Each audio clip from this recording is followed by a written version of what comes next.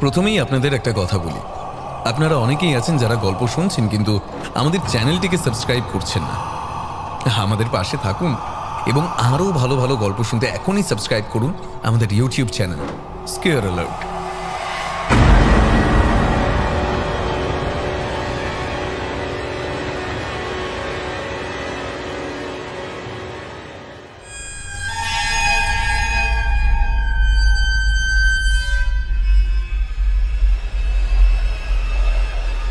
লোকটার হাত থেকে হ্যারিকেনটা কোথাও যেন পড়ে গিয়েছিল। চারপাশে ঘুটঘুটে অন্ধকার। পেছন থেকে সেই অদ্ভুত জিনিসগুলো তখনও ছুটে আসছে। তাদের পায়ের শব্দ শুনতে পাচ্ছিল।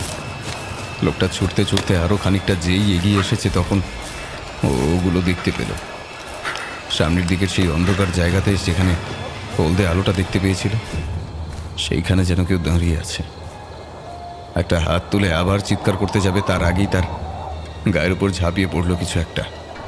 ধারালো নখের ঠান্ডা একটা স্পর্শে লোকটার গোটা শরীর যেন মুহূর্তের মধ্যে বরফের মতো হয়ে গেল। আর তারপরে তার গায়ের উপর ছিটকে এসে পড়তে লাগলো ঠান্ডা বরফের মতো শরীরগুলো। চারপাশে রাতের অন্ধকার ঝাঁপিয়ে যেন একটা প্রবল হাওয়া ঘুরে ফিরে এসে পড়তে লাগলো তার গায়ের উপরে। দূরে হলদে আলো নিয়ে দাঁড়িয়ে থাকা মূর্তিটা স্থির হয়ে দাঁড়িয়ে দেখল দৃশ্যটা। তারপর আস্তে আস্তে পেছনের দিকে কোথায় যে হারিয়ে গেল তা বোঝা গেল না। রাতের অন্ধকারে চারপাশের নিস্তব্ধতাটুকু খান খান করে দিয়ে কোথা থেকে যেন একবার শেয়াল ডেকে উঠল।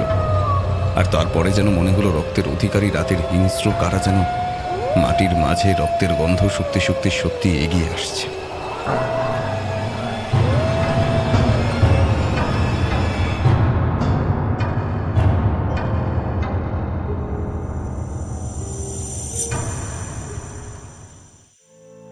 আজ আপনাদের জন্য রয়েছে সুকান্ত দাশের কলমে নিঝুম ভিলার রাত। শুনতে থাকুন আজকের গল্প।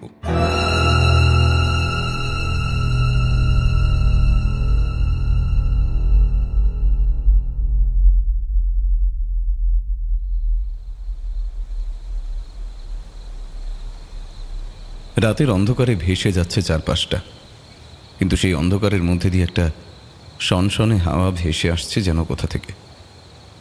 চারপাশের গাছপালা সব হাওয়ায় উড়ছে। এমন পরিবেশে কোনো রাত জাগা প্রান্ত অনেক দূর, মানুষ পর্যন্ত এখানে থাকবে না।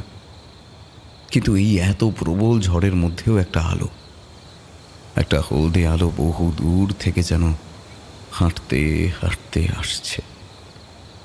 আকাশের দিকে তাকালে বোঝা যায় চাঁদের আলোটা ম্লান হয়ে আস্তে আস্তে কখন যেন মেঘের আড়ালে চলে গেছে। তার মধ্যে অদ্ভুত একটা শব্দ, একটা খসখসে শব্দ হচ্ছে। মনে হচ্ছে কে যেন ঘাসের উপর জমা হওয়া পাতার মধ্যে দিয়ে হেঁটে হেঁটে চলেছে। দূর থেকে একটা হলদে আলো ছাড়া আর কিছুই দেখা যাচ্ছে না। আলোটা যত সামনের দিকে এগিয়ে আসতে থাকে ততই যেন শব্দগুলো আস্তে আস্তে কমতে থাকে। যেন মনে হয় কারা যেন আলো দেখে অন্ধকারে হারিয়ে যাওয়ার চেষ্টা করছে। আলোটা আর একটু কাছে থেকে এবার দেখা যাক। একটা মানুষ তার গায়ের উপর জড়িয়ে রাখা একটা চাদর, মুখের কাছে উঁচু করে তুলে ধরা একটা হ্যারিকেন, ত্রস্ত চোখে এদিক ওদিক তাকিয়ে দেখছে। চোখে চশমা, নাকের তলায় একটা ছোট্ট গোঁপ। এই শীতের রাতে চাদর জড়িয়ে আসার পরেও তার কপালে বিন্দু বিন্দু ঘাম দেখা দিয়েছে। বারবার সে পেছনের দিকে তাকাচ্ছে আর আস্তে আস্তে বলছে,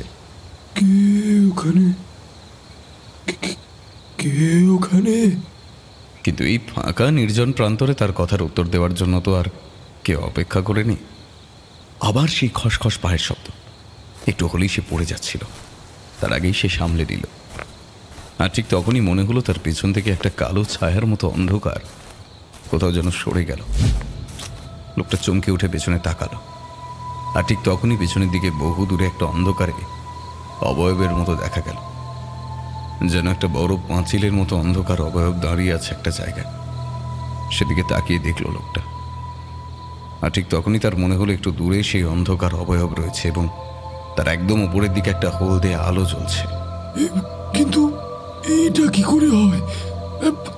তাছাড়া আমি নিজের হাতে ঘরের দরজা বন্ধ করে দিয়ে এসেছি। তাহলে তার মনে উত্তেজনা ও অবাক বিস্ময় একসঙ্গে খেলা করেছিল। কিন্তু যখনই সামনের দিকে তাকিয়েছি তার সামনে মস্ত কালো রঙের একদলা অন্ধকার দাঁড়িয়ে রয়েছে। হাতের হ্যারিকেনটা ভালো করে তুলে ধরেছে। না, ঠিক তখনই মনে হয় সামনের কালো অন্ধকারটায় কারা যেন নিচের দিকে একটা কিচ শব্দের সাথে এটা হাসির শব্দ শুনতে পায় লোকটা।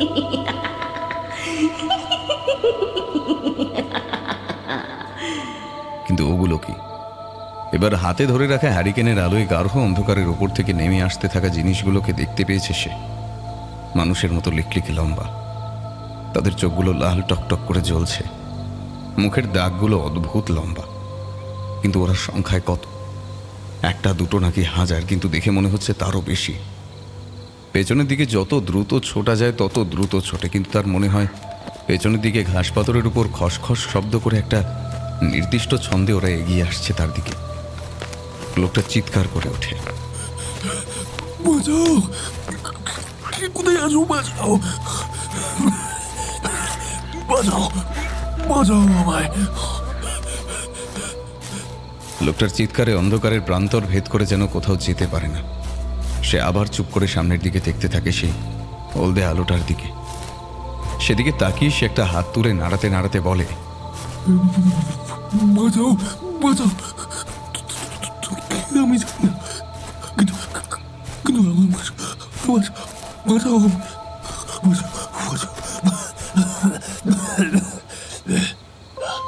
লোকটার হাত থেকে হ্যারিকেনটা কোথাও যেন পড়ে গিয়েছিল। চারপাশে ঘুটঘুটে অন্ধকার। পেছন থেকে সেই অদ্ভুত জিনিসগুলো তখনও ছুটে আসছে। তাদের পায়ের শব্দ শুনতে পাচ্ছিল। লোকটা ছুটতে ছুটতে আরো খানিকটা যেই এগিয়ে এসেছে তখন ওগুলো দেখতে পেল।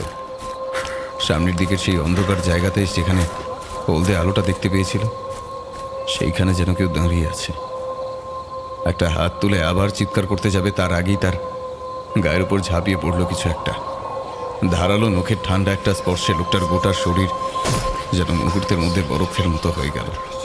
আর তারপরে তার গায়ের উপর ছিটকে এসে পড়তে লাগলো ঠান্ডা বরফের মতো শরীরগুলো।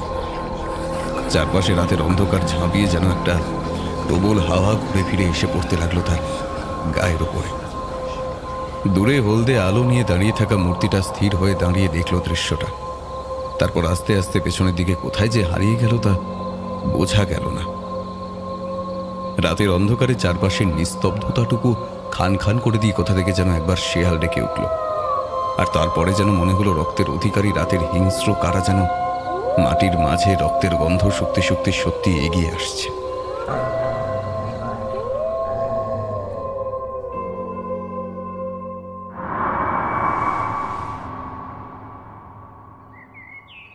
হ্যাঁ, সবই তো বুঝলাম, কিন্তু এই বাড়িটা কি করে খুঁজে পেলি? নিঝুম ভেলা নামটা কিন্তু বেশ। আমি প্রায় সপ্তাহখানেক ধরে এই গ্রামে একটা থাকার জায়গা খুঁজছি, কিন্তু এটা তো খুঁজে পাইনি। খুঁজলেই তো হবে না, ভালো করে খুঁজতে হবে। তুই আমার আগে এখানে এসেছিস, অথচ এই বাড়িটা এখনো তুই খুঁজে পাসনি, কিন্তু আমি পেয়ে গেলাম। বাড়িটা কেমন লাগলো বল? আচ্ছা আচ্ছা, তবে বাড়িটা কিন্তু বেশ। এই কি একটু পুরনো পুরনো ধরনের, যেন মনে হয় অনেক দিন এই বাড়িতে কেউ থাকে না। এই বাড়িতে এখন আর সত্যি বলতে কেউ থাকে না। এখানে যে বাড়ি করেছিল সে চলে গেছে শহরে। এই বাড়িটা ফাঁকাই পড়ে থাকে, তাই তোর অমন মনে হচ্ছে। এই বাড়িটা দেখাশোনার জন্য একজন লোক আছে, তার কাছ থেকেই আমি বাড়িটার খবর পেয়েছি। তবে সত্যি বলতে বাড়িটার কথা আমি শহর থেকেই জানতে পেরেছি। কিন্তু আরে রথিন আছে না, রথিন, ওর ভাই বলেছিল নিবারণপুরে গেলে এই বাড়িটার খোঁজ আমরা পেতে পারি। এখানে থাকার সুবিধা নেই। দীপঙ্কর বাড়ির বাইরে থেকে বাড়িটার চারপাশ ভালো করে ঘুরে দেখছিল। বেশ বড় বাড়িটা, একতলার পাশাপাশি তিনটে ঘর, সামনের দিকে লম্বা একটা বারান্দা, আর একটু এগিয়ে এলে লম্বাটা একটা প্রসেস মতো রয়েছে। তার সামনের দিকে ফাঁকা লোহার গ্রিল। বোধহয় এখানে বসে বইপত্র পড়া কিংবা বাইরের প্রকৃতি দেখার জন্যই তৈরি করা হয়েছিল। একসময় বাড়িতে লোকজন ছিল, একসময় সামনের দিকে মস্ত বাগান, বাড়ির পেছনে কয়েকটা বড় বড় গাছ হয়েছে। গাছের পাতা বাড়ির পেছনের মাটিতে পড়ে জমে আছে।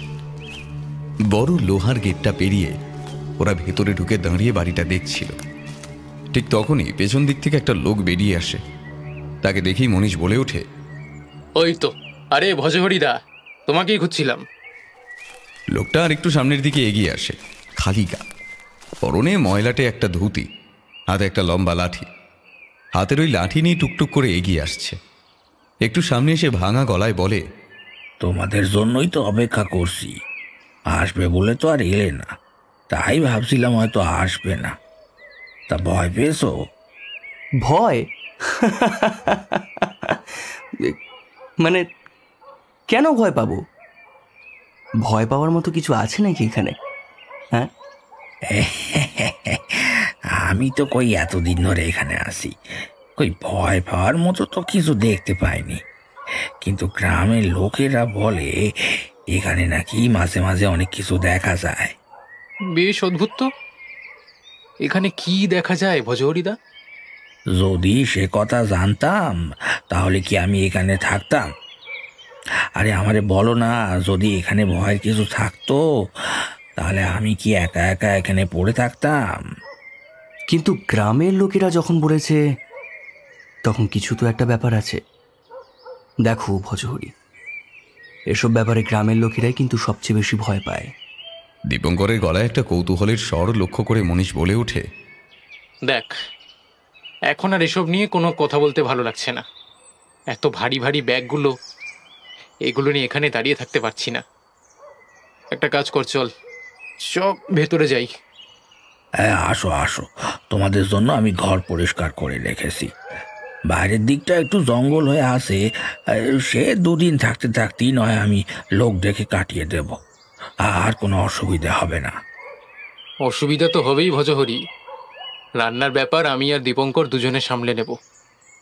আমরা রান্না করতে জানি, কিন্তু বাজারপত্র এইসব নিয়ে ভাবতে হবে না, আমি তোমাদের বাজার করে দেব। এখান থেকে 1 গ্রাম দূরে বসে, প্রতিদিন সেখান থেকেই বাজার করে দেব। এমন হলে তোমরা নিজেরাই ওখান থেকে বাজার করে আনতে পারবে। ব্যাস, তাতেই হলো।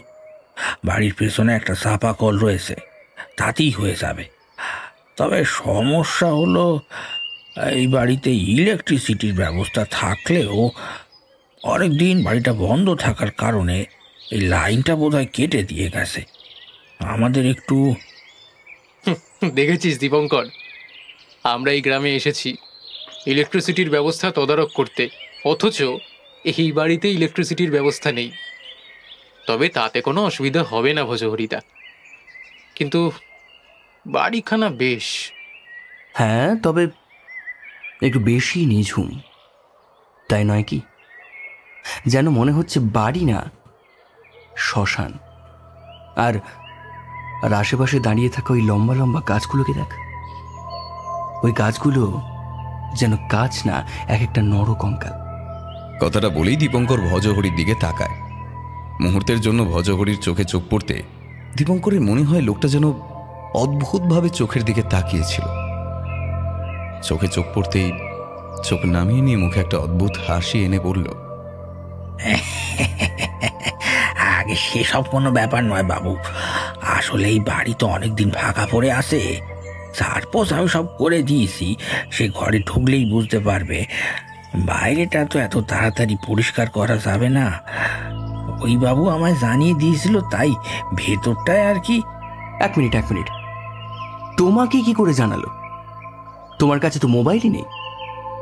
তাহলে আরে ধুর, জানিয়েছিলাম বলতে গ্রামের মধ্যে একবার এসেছিলাম, তখনই ভজহরিকে বলেছিলাম। আর ভজহরির সঙ্গে ওর চেনাশোনা ছিল, তাই সেই জানিয়ে দিয়েছিল। আমরা মাস 4 পরে এখানে আসবো এটাও বলেছিলাম, তাই আর কি। সেই হয়তো তারপর তো তোকে আমি আনতে গেলাম। ভজহরি ওদের ব্যাগগুলো নিতে চেয়েছিল, কিন্তু ওরা দিল না। লাঠি টুকটুক করে হাঁটতে হাঁটতে সামনে এগিয়ে গিয়ে বাড়িটার বাইরের দরজা খুলে দিল সে। তারপর ভেতরে ঢুকে ছোট্ট প্যাসেজ পেরিয়ে বড় বারান্দার পরে পাশাপাশি ঘরগুলো দেখিয়ে দিল। এক পাশ দিয়ে একটা সিঁড়ি উঠে গেছে ওপরের দিকে, পরিষ্কার করা হয়েছে, কিন্তু তবুও সিঁড়ি ও রেলিংয়ের গায়ে এখানে ওখানে ধুলোর ছাপ রয়েছে। গোটা ঘরে কেমন যেন একটা ভ্যাপসা গন্ধ। ভজহরি ঘরে ঢুকে দরজা জানালাগুলো খুলে দিতে বাইরে থেকে ঠান্ডা হাওয়া এসে ঢুকলো। তাতে যেন ঘরের গুমোট ভাবটা কাটল। পাশাপাশি দুটো ঘরে দুজনের থাকার ব্যবস্থা হলো। সামনের দিকের ছোট্ট দুটো ঘরের মধ্যে রান্নাঘর, বাথরুম, পায়খানার সমস্ত কিছু ব্যবস্থা রয়েছে। ভজহরি বেরিয়ে যেতে যেতে বলল, আমি আশেপাশে থাকবো, তোমাদের দরকার হলেই আমায় ডাকবে। বাড়ির পেছনের দিকে যে একটা ছোট ঘর আছে, সেখানে আমি থাকি। ওটা আমার জন্যই তৈরি করে দিয়েছিল বাবু। এ কি, তুমি এখানে থাকবে না? মানে রান্নাঘরের কাছেও তো থাকার ব্যবস্থা আছে। তাছাড়া পাশে একটা ছোট ঘর দেখলাম, ওটা তো মনে হয় স্টোর রুম। ওটা পরিষ্কার করে নিলেই তো তোমার থাকার ব্যবস্থা হয়ে যেত। আগে না না না, এখানে থাকা আমার ধাতে সইবে না বাবু। আমি ওই আমার ঘরেই ঠিক আছি। তোমরা একটা কাজ করো, তোমরা বাবা হাত মুখ ধুয়ে নাও। এখন তো আর কিছু জোগাড় করতে পারবো না। কোনো চিন্তা নেই, আমি আসার সময় সঙ্গে করে খাবার নিয়ে এসেছি। আজ রাত্রিটুকু আমাদের কোনো অসুবিধা হবে না। কাল সকালে বের হওয়ার আগে বাজারের ব্যবস্থাটা করে দিও, ফিরে এসে না হয় রান্না করব। আচ্ছা, রান্না করার জিনিসপত্র সব? কোনো চিন্তা নেই, সব কিছু রান্না ঘরেই আছে। ভজহরি চলে যেতে ওরা নিজের ঘরে ঢুকলো। বাথরুমের ওখানে জল তোলা রয়েছে। বাড়ির একপাশে একটা চাপা কলও রয়েছে। ওটাই অসুবিধে, চাপা কল। এই বাড়িটা গ্রামের, কিন্তু বাইরের দিকে। এখানে জলের পাইপ এখনো পর্যন্ত এসে পৌঁছয়নি। আর যেখানে মানুষ থাকে না, সেখানে শুধু শুধু জলের পাইপ সরকার দিতে যাবে কেন? ঠান্ডা জলে হাত ধুয়ে মুখ ফ্রেশ হয়ে ওরা একটা ঘরে এসে বসলো। ঠিক হলো, দুদিন বিশ্রাম নিয়ে তারপর ওরা কাজ শুরু করবে। তার আগে গ্রামটা ভালো করে ঘুরে দেখা দরকার। দীপঙ্কর আর মনীষ এক বড় ইলেকট্রিসিটি বোর্ডের কন্ট্রাক্টর। যেখানে যেখানে ইলেকট্রিসিটি বোর্ডের নতুন কিংবা পুরনো দিনের কাজ করার দরকার হয়, সেখানে ওরা যায়। সমস্ত কিছু দেখে শুনে রিপোর্ট তৈরি করে ফিরে এসে অফিসে জমা দিলে তার উপর ভিত্তি করে কাজ শুরু হয়। এমনই অনেক গ্রামেই ওরা এর আগেও গিয়েছে। এখানে প্রথম এসেছিল দীপঙ্কর, মনীষ এসেছিল তার একদিন পরে।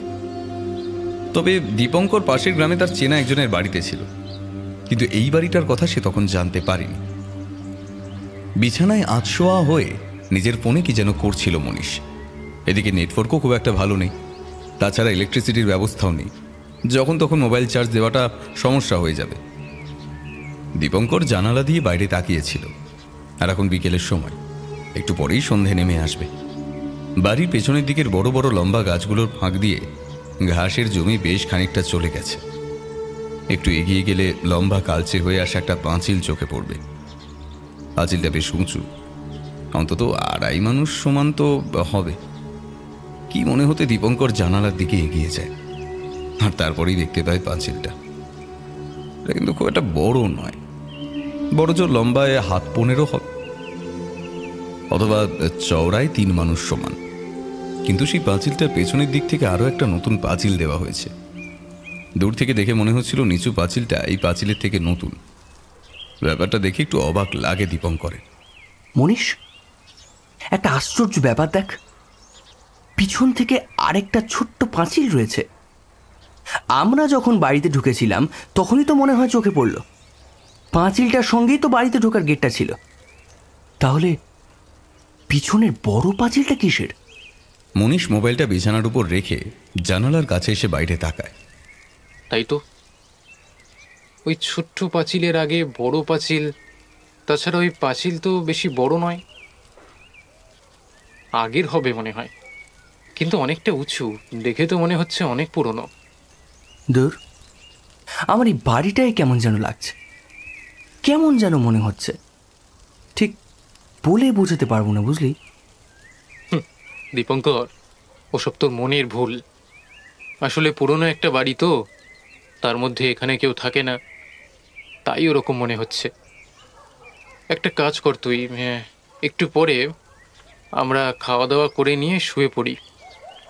এমনিতেই সারাদিনের ক্লান্তিতে শরীরটা দুর্বল হয়ে আছে, তার উপর কাল সকালে উঠে একবার বাজারের দিকে যেতে হবে।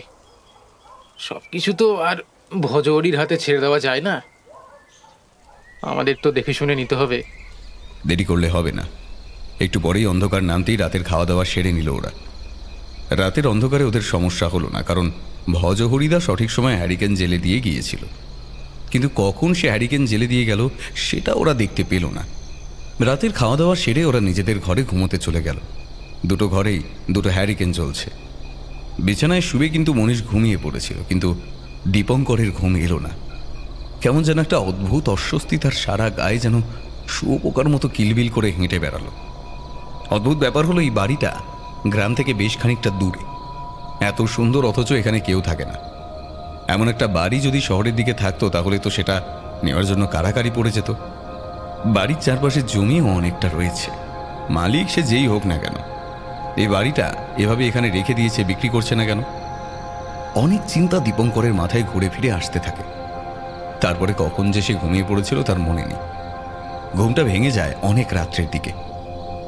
ঘুমটা ভাঙতেই বুঝতে পারে ঘরের মধ্যে কোথা থেকে যেন চাঁদের আলো এসে পড়েছে। ঘুমের ঘরে ব্যাপারটা দীপঙ্কর বুঝতে পারে না। তার মনে হয় তাহলে কি হাওয়ার ধাক্কায় জানালাটা খুলে গেল? জানালাটা সে ভেজিয়ে এসেছিল, তাহলে জানালাটা বন্ধ করে দেওয়া দরকার ছিল। কথাটা মনে হতেই দীপঙ্কর উঠে গিয়ে জানালাটা বন্ধ করতে যাবে, এমন সময় তার চোখ চলে যায় জানালার ফাঁক দিয়ে বাড়ির পেছনের দিকে। সে দেখতে পায় একটা হলদে আলো যেন আস্তে আস্তে পেছনের দিকে হেঁটে চলেছে, আর সঙ্গে সঙ্গে পাথরের মতো শক্ত হয়ে জানালার একপাশে এসে দাঁড়ালো।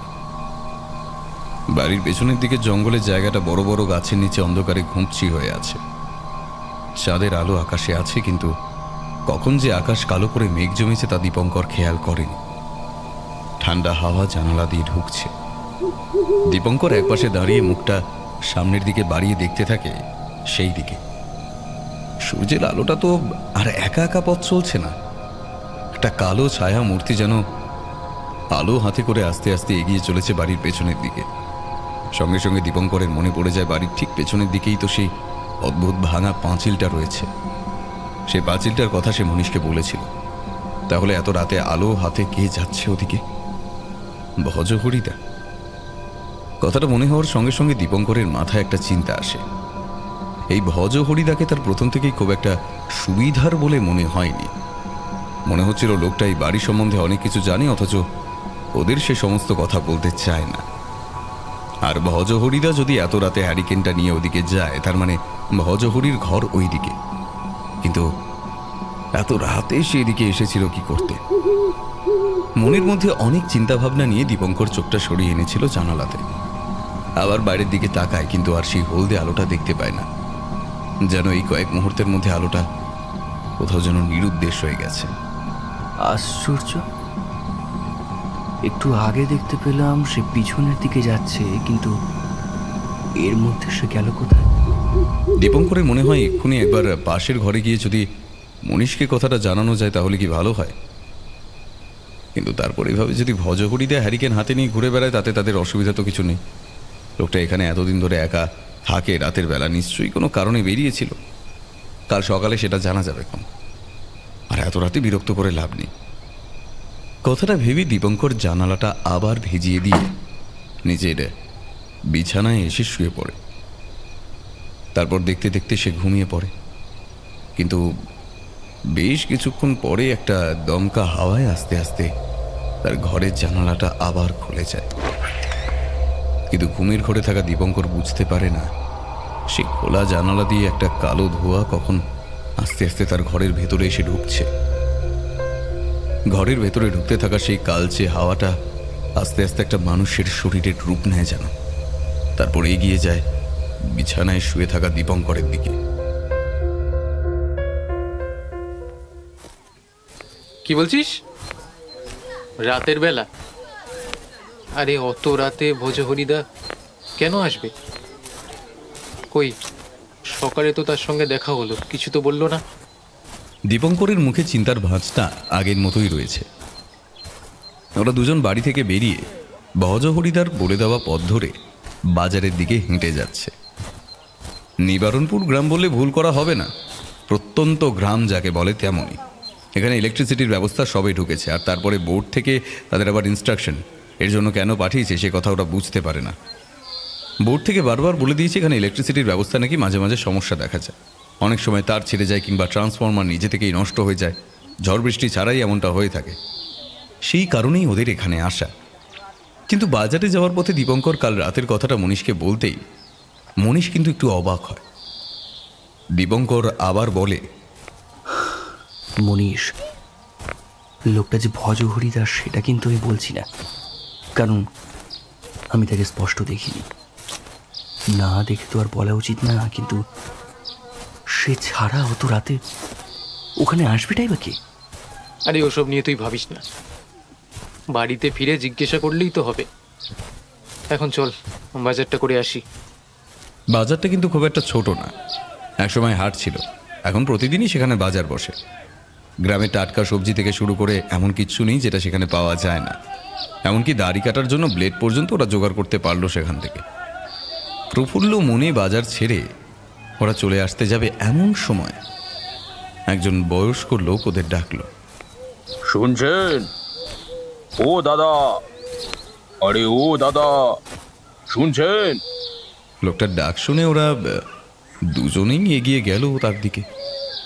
লোকটা একবার ওদের মুখের উপর দৃষ্টি চালিয়ে নিয়ে বলল, তা আপনাদের তো এখানে এর আগে দেখিনি, আপনারা কি নতুন নাকি?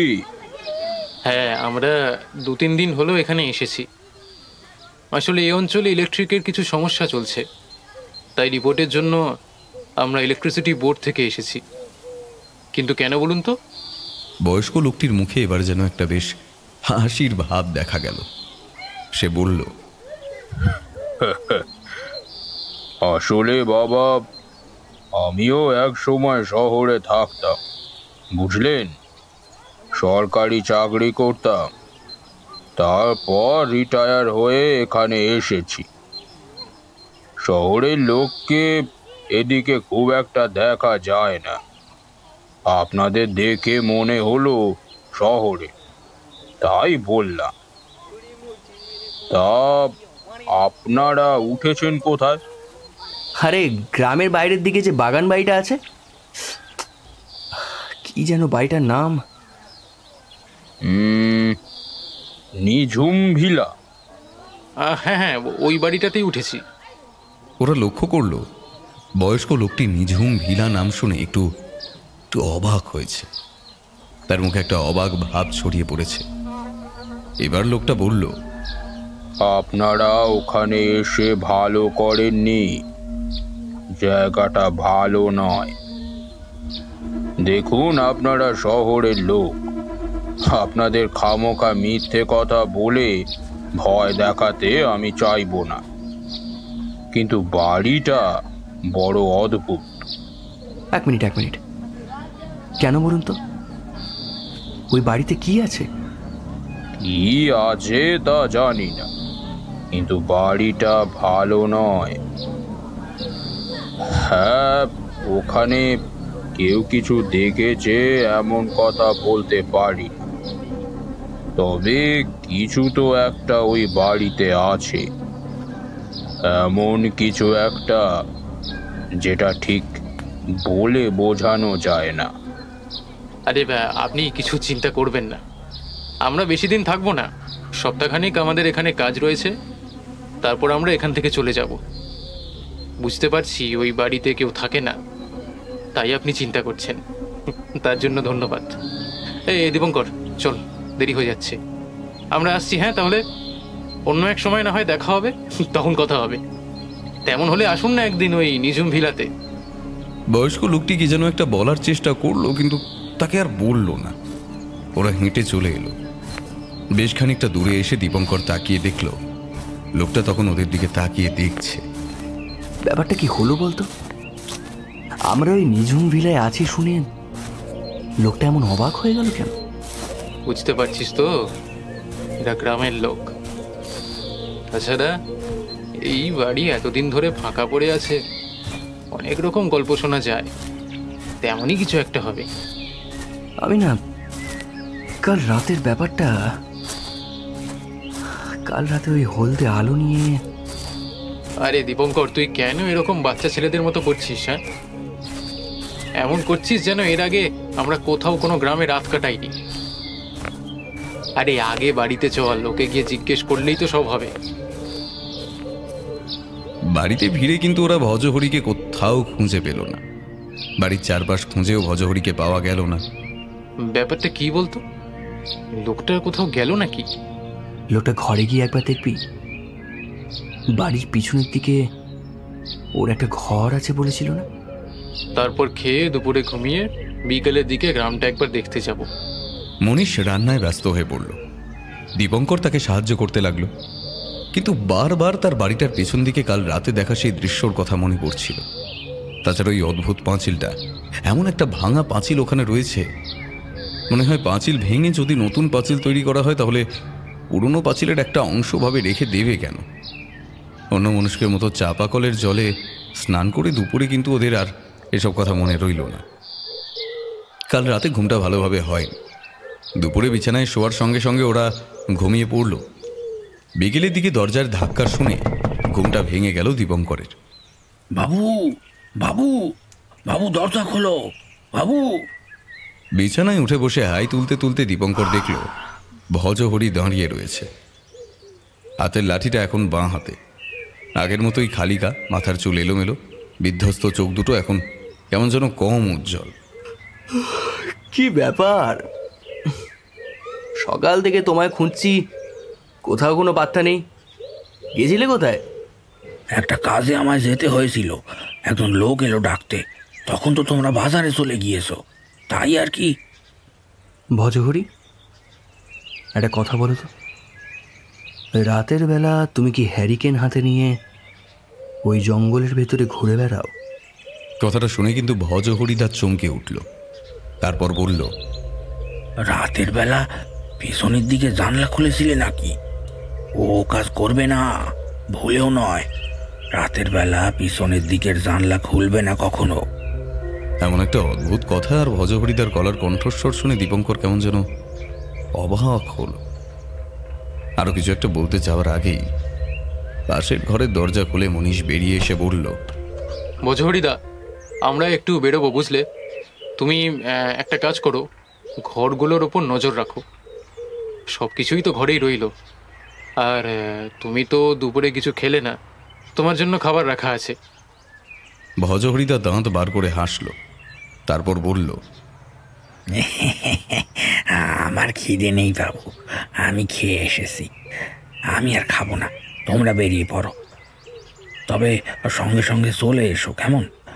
রাতের বেলা বাইরে থাকা ঠিক নয়। কিছু দেখলেও রাতের বেলা নিঝুম রাতে বাইরে বেরোবে না কখনো, তাহলে কিন্তু বিপদ হবে।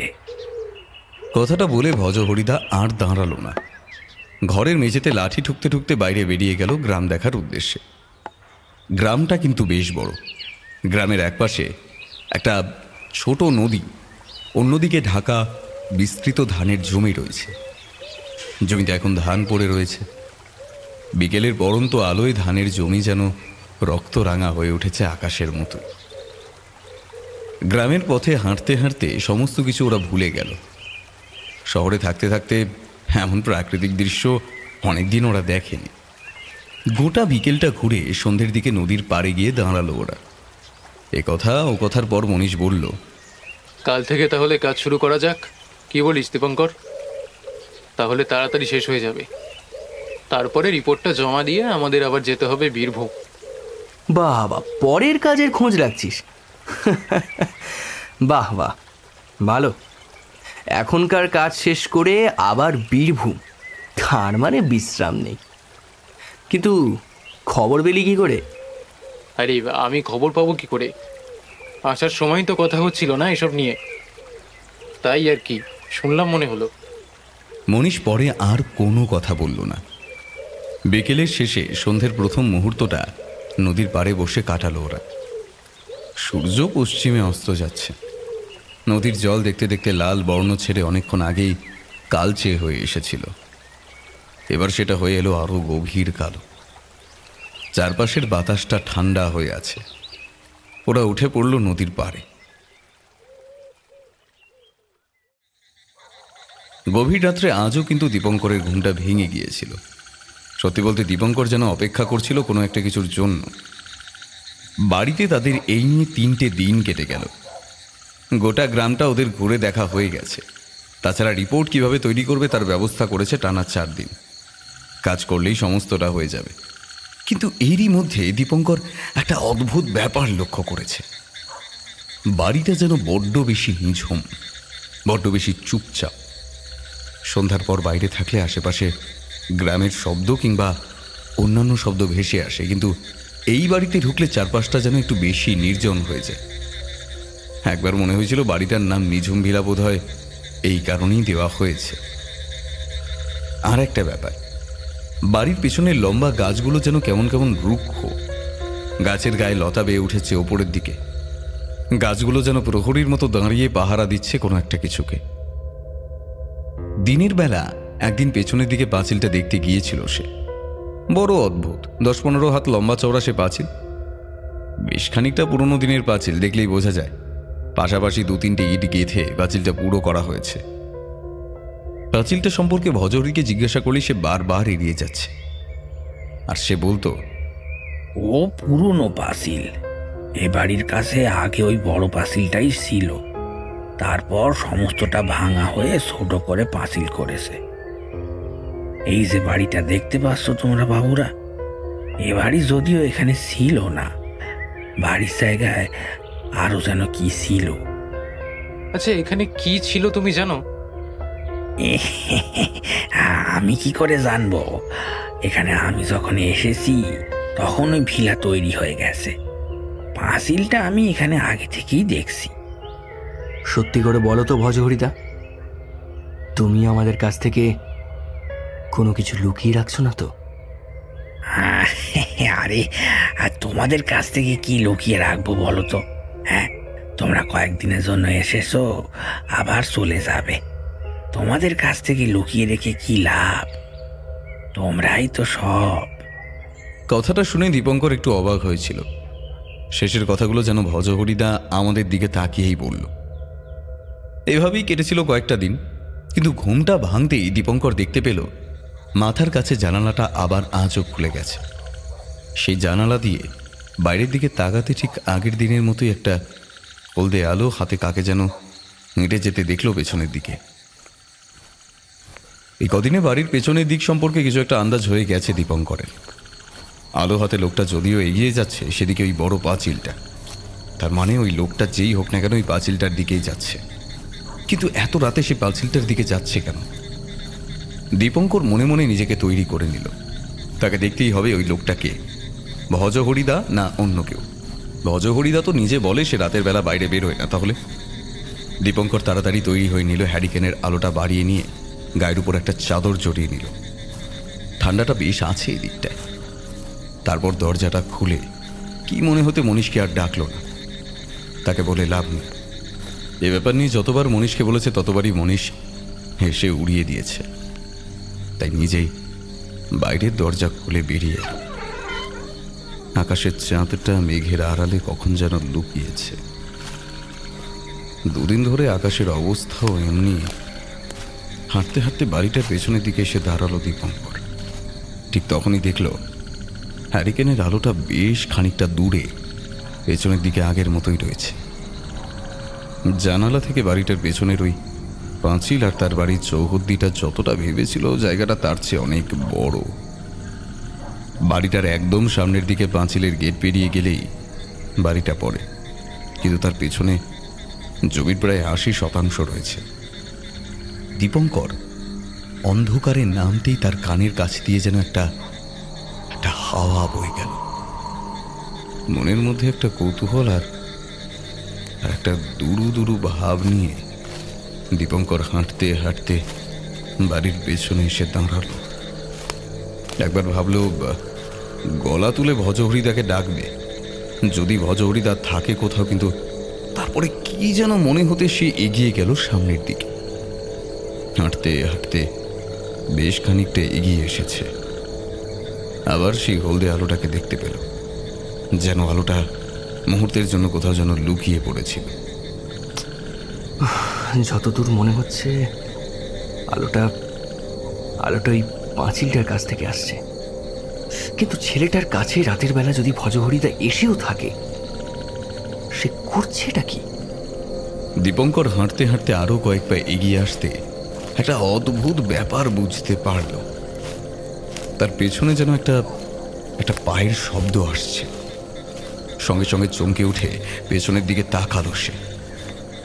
আর মনে হলো যেন একটা কালো অন্ধকার একটু আগে তার পেছন থেকে ছিটকে গিয়ে পাশের অন্ধকারে গিয়ে মিশল। দীপঙ্কর চমকে উঠছিল।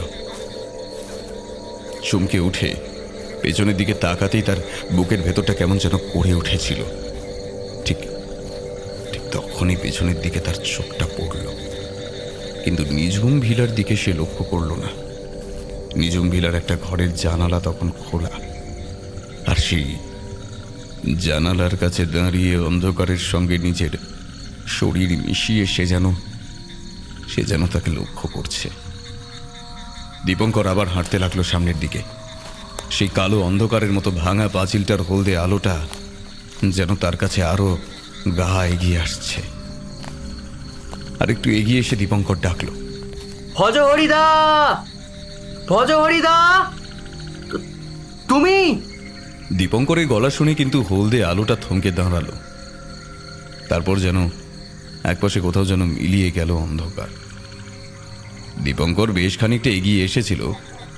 কি মনে হতে পেছনের দিকে তাকিয়ে দেখল নিঝুম ভিলা আর পাঁচিলের দূরত্ব এখন প্রায় সমান। দীপঙ্কর কি করবে বুঝে উঠতে পারছিল না।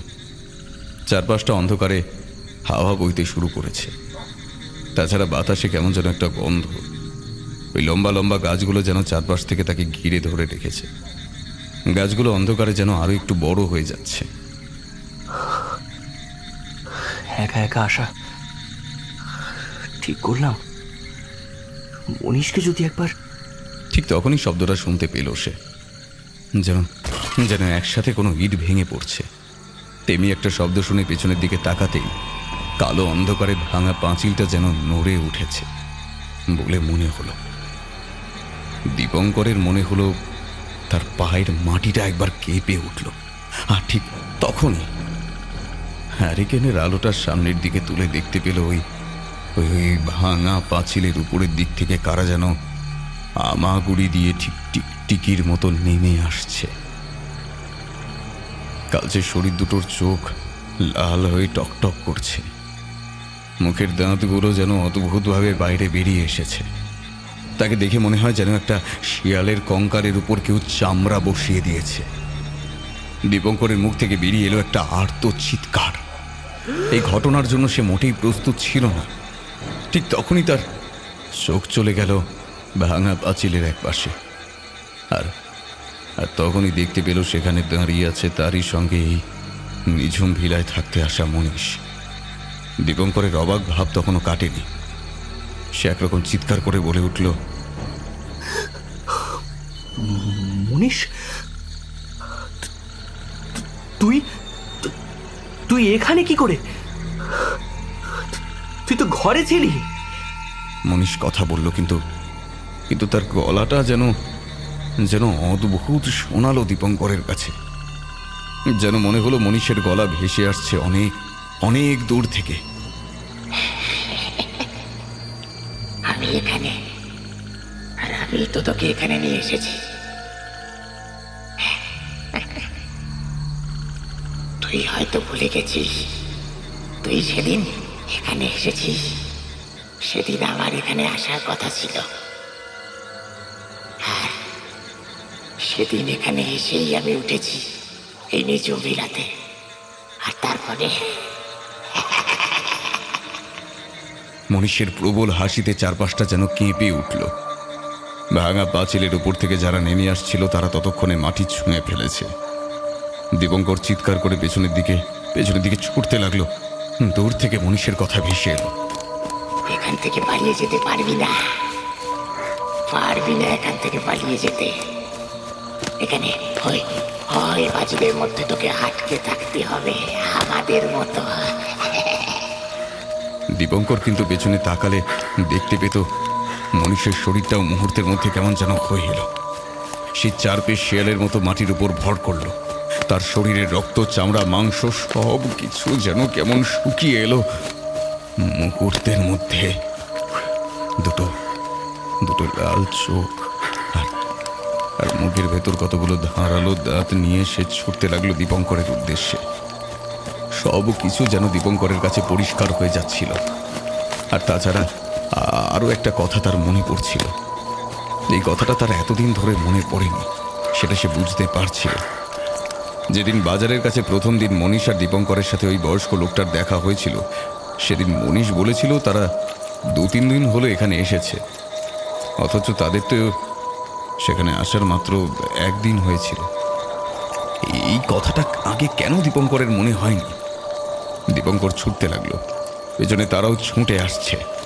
দীপঙ্কর জানে যারা ছুটে আসছে তারা তারা মনীষের মতোই এই নিঝুম ভিলায় আসা কোনো মানুষ।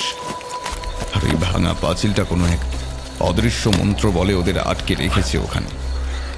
কোনো মানুষ এই পাঁচিলের কাছে এলেই তাহলেই তাকে হয়তো বন্দী হতে হয়। কিন্তু হলুদ হ্যারিকেন হাতে যে এসেছিল সে কে? কথাটা ভাবতেই কি মনে হতে যেন সামনের দিকে ভালো করে তাকালো দীপঙ্কর। আর ঠিক তখনই দেখতে পেল নিঝুম ভিলার অন্ধকার বাড়িটার ছাদের উপরে কে যেন দাঁড়িয়ে আছে, আর তার হাতে জ্বলছে একটা হলদে হ্যারিকেন। এত দূর থেকে ভালো করে বোঝা সম্ভব নয়, তবুও দীপঙ্করের কেমন যেন মনে হলো যে দাঁড়িয়ে আছে সে তাকে চেনে, বড্ড ভালো করেই চেনে। দীপঙ্কর ছুটতে লাগলো, তার মুখ থেকে লালা বেরিয়ে আসছিল, দম বন্ধ হয়ে আসছিল। কিন্তু এত দূর তো হবার কথা নয়, এতটা তো সে হেঁটে আসেনি। বারবার পায়ের তলার মাটির দিকে তাকিয়ে সে দেখলো মাটি শেষ হচ্ছে না। নিঝুম ভিলা যত দূরে তত দূরেই যেন রয়ে গেছে। অবাক হয়ে গেল দীপঙ্কর। তাহলে কি নিঝুম ভিলাও তার সঙ্গে পাল্লা দিয়ে ছুটতে শুরু করেছে? কতক্ষণ দৌড়েছিল মনে নেই, পায়ে একটা কি বাঁধি ছিটকে পড়ল দীপঙ্কর, আর তারপরেই কে যেন ঝাঁপিয়ে এসে পড়ল তার গায়ের উপর। দীপঙ্করের বুকের উপর চেপে বসা অদ্ভুত মুখটা মুহূর্তের জন্য মনীষের মতো মনে হলো দীপঙ্করের। মনীষ বলল, আমাদের কাছে আয় দীপঙ্কর, আমাদের কাছে আয়। ওই পাঁচিলের উপরেই আমরা থাকবো। তারপর যে রাতে কেউ আলো আধারিতে আমাদের পথ দেখাবে, সেদিন আমরা নেমে আসবো। একটা প্রবল যন্ত্রণায় দীপঙ্করের মাথার ভেতরটা কেমন যেন পড়ে উঠল। সে বুঝতে পারল ধারালো কয়েকটা নখ ঢুকে যাচ্ছে তার বুকের মাঝখানটায়। একটা প্রবল চিৎকার করে উঠল সে। তারপরে সবকিছু যেন অন্ধকারে ঢেকে গেল। নিঝুম ভিলার ছাদ থেকে লাঠি ঠুকে ঠুক ঠুক করতে করতে নেমে এলো কেউ। তারপর আস্তে আস্তে ঘরের দরজাগুলো বন্ধ করল। তার হাতে জড়ানো হ্যারিকেনটা এক কুয়ে নিভিয়ে দিয়ে হাসতে হাসতে মিলিয়ে গেল নিঝুম ভিলার বাড়ির পেছনের দিকের অন্ধকারে, বোধহয় ওই ভাঙা পাঁচিলটার দিকে।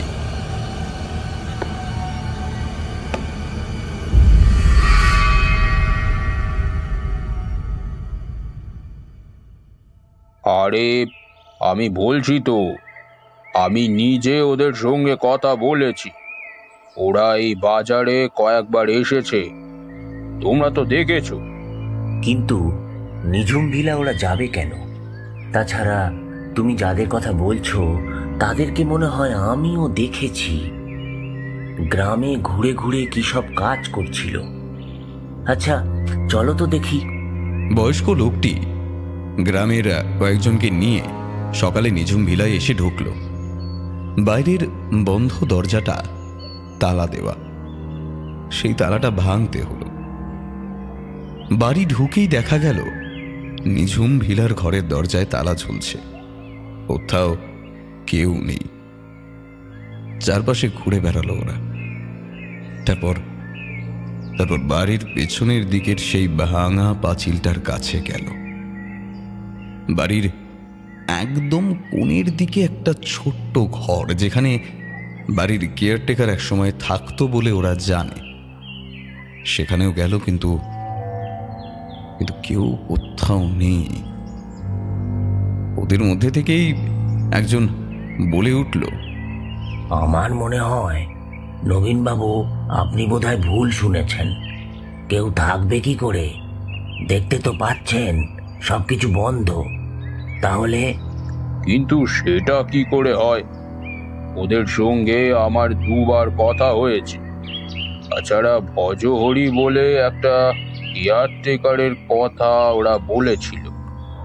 এই কথাটা শুনে লোকগুলোর মধ্যে একজন চমকে উঠে বলল, ভজহরি, এই নামটা যেন শোনা শোনা।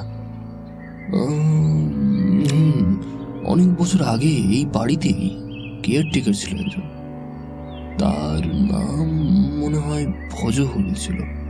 কিন্তু ওই বাড়িটা ছেড়ে সবাই চলে যাওয়ার পরে ওই ভজহরি নাকি এই বাড়ির পেছনের দিকে এই ভাঙা পাঁচিলের কাছে ওর তন্ত্রমন্ত্র কিছু একটা করতো। একটা মানুষ নাকি ওখানে বলি দিয়েছিল। তারপরে একদিন রাতের বেলা নাকি ভজহরিকে ওই পাঁচিলের কাছে মরে পড়তে দেখা যায়। কিন্তু আশ্চর্য ব্যাপার হলো, ভজহরিকে কি মেরেছে সে কথা বোঝা যায়নি। তার গোটা শরীরে আঘাতের কোনো চিহ্ন নেই, অথচ লোকটা মরে গেছে। তারপরেই তো ওই দিকে আর কেউ আসে না। আপনি তো জানেন বাবু, এখানে কেউ কিছু দেখেনি। তবে মনে হয় যেন বাড়িটায় কিছু একটা আছে। আর অপেক্ষা করে না ওরা। ভাঙা পাঁচিলের কাছ থেকে বেশ কিছুক্ষণ ঘুরে ওরা নিঝুম ভিলা থেকে বাইরে বেরিয়ে যায়। কিন্তু ওরা লক্ষ্য করে না ওই নিঝুম ভেলার পেছনের হাত 15 লম্বা ভাঙা পাঁচিলের একদম ওপরের দিকে আরো দুটো নতুন ইট সাজানো রয়েছে। নতুন বলতে পুরো নতুন নয়, ভাঙাচোরা বহুদিনের শ্যাওলা ধরা ইট। তবে ওই ইট দুটো এখানে আগে ছিল না, অন্তত কাল রাতের আগে তো নয়। নিঝুম ভিলা ছেড়ে চলে যায় সবাই, শুধু নবীনবাবু মনে মনে বলে, একবার শহরে খোঁজ নিয়ে দেখতে হচ্ছে। নবীনবাবু শহরে খোঁজ নিয়েছিলেন, পুলিশের সাহায্যও নিয়েছিলেন। পুলিশের বেশ কিছু লোকের সঙ্গে তার বেশ চেনাশোনা ছিল। তারা জানিয়েছিল দীপঙ্কর আর মনীষ নামের দুজন নিবারণপুরের কাজের জন্য এসেছিল, কিন্তু এখানে আসার পর থেকেই তাদের সঙ্গে আর যোগাযোগ করা সম্ভব হয়নি। নবীনবাবু পাশের গ্রামে দীপঙ্করের সেই চেনা আত্মীয়ের বাড়িতেও খোঁজ নিয়েছিল। তারা জানিয়েছিল দীপঙ্কর সেখানে একটা দিন থেকেই চলে গিয়েছিল। কে যেন তাকে নিতে এসেছিল, তবে কে নিতে এসেছিল সে কথা ওরা স্পষ্ট করে বলতে পারল না। নবীনবাবু ওই নিঝুম ভিলার রহস্যটা নিয়ে নাড়াতে গিয়ে যেন আরও একটা নতুন রহস্য তৈরি করে দিল গোটা গ্রামের সামনে। নিঝুম ভিলা আগের মতোই রইল নিঝুম হয়ে। শুধু মাঝে মাঝে রাতের অন্ধকারে বাড়ির পেছনের ভাঙা পাঁচিলের কাছে কাকে যেন হ্যারিকেন হাতে নিয়ে ঘুরতে দেখা যেত। কে ওখানে ঘুরত আর ভাঙা পাঁচিলের কাছে দাঁড়িয়ে অদ্ভুত গলায় বলতো, অপেক্ষা কর, অপেক্ষা কর, শিকার আসছে।